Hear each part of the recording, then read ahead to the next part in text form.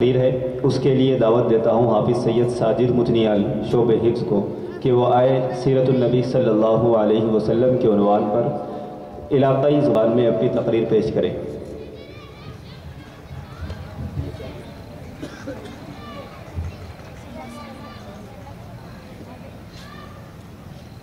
अस्सलामु अलैकुम वरहमतुल्लाहि वबरकातुहू। अल्हम्दुलिल्लाहि कफ़ा व सलामुन अला इबादिहिल्लज़ीना इस्तफ़ा अम्मा बअद फ़अऊज़ु बिल्लाहि मिनश शैतानिर रजीम बिस्मिल्लाहिर रहमानिर रहीम। लक़द कान लकुम फ़ी रसूलिल्लाहि उस्वतुन हसनतुन लिमन कान यर्जुल्लाह वल यौमल आखिर व मन यतवल्ला फ़इन्नल्लाहा हुवल गनिय्युल हमीद। आजच्या कार्यक्रमाचे सन्माननीय अध्यक्ष मौलाना सय्यद बशीरुद्दीन हुसामी साहेब उलमा इकराम आणि व्यासपीठावर बसलेले सर्व सन्माननीय अतिथी व माझे मित्र व बांधव, या जगात जेव्हापासून मानव आहे तेव्हापासून सदाचारी शिक्षणाची सुरुवात झालेली आहे। मानव जसा जीवनाच्या गरजा भागविण्यासाठी रात्र दिवस परिश्रम करतो, त्याचप्रमाणे मानवता जिवंत ठेवण्यासाठी समाजाला सदाचारी शिक्षणाची गरज आहे। याशिवाय मानवाच्या अंगी सद्गुण येत नाही। मानवाला सदाचारी व चारित्र्य संपन्न होण्यासाठी नीतिमूल्याचे शिक्षण आवश्यक आहे। प्रेषित मोहम्मद पैगंबर सल्लल्लाहु अलैहि वसल्लमनी जगाला सद्गुण, सदाचार व प्रामाणिकपणा इत्यादी मूल्याचे महत्त्व पटवून दिले। प्रेषित मोहम्मद पैगंबरासमोर जर कोणी इतरांचे अनादर केल्यास तर ते फार रागावत, त्यांना अन्याय व जुलम सहन होत नसे।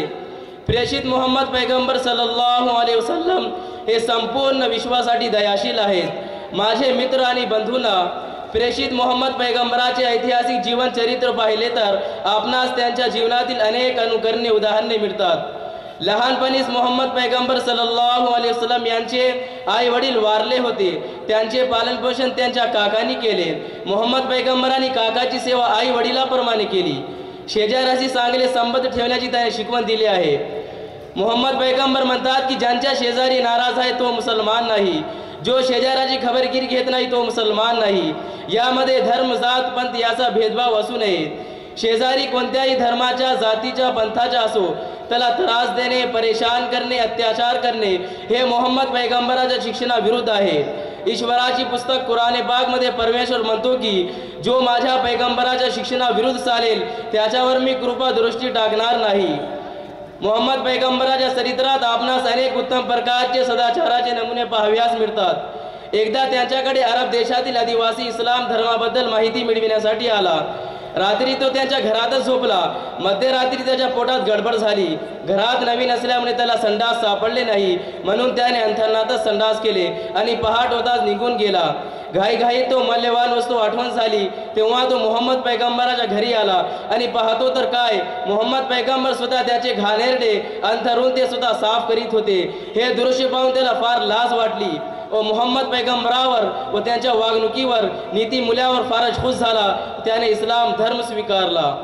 मोहम्मद पैगंबर सर्वांशी नम्रपणे वागत, सर्वांचे आदरभाव करीत, पुढचा व्यक्ती लहान असो की मोठा त्यांचे जीवन चरित्र अवलोकन करण्यासारखे निर्मळ व स्वच्छ आहे। शेवटी मी आमच्या दारुल उलूम मदरसा अरबिया तरतील कुरान याविषयी अल्प परिचय करून देऊ इच्छितो की आमच्या दारुल उलूम हा दान धर्मावर चालणारा मदरसा आहे। देगलूर परिसरातील दानशूर शेतकरी उडीद, मूग, तूर, भाजीपाला, ज्वारी, गहू व तांदूळ इत्यादींची मदत करतात। परमेश्वरांच्या सरणी प्रार्थना की परमेश्वर त्यांना खूप देवो।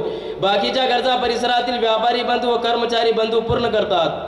आमच्या दारुलमध्ये धार्मिक व नीतिमूल्यांचे शिक्षण दिले जाते। येथील शिक्षक खूप कष्टाळू आहेत। ते आमच्यावर फार मेहनत घेतात। ते आम्हाला कुराण, हदीस बरोबरच व मातृभाषा उर्दू आणि प्रांत भाषा मराठी, गणित, विज्ञान विषयांचे शिक्षण देतात। सर्व धर्म संभावाचे पाठ शिकवितात। एवढे बोलून मी माझी जागा घेतो। खुदा हाफिज।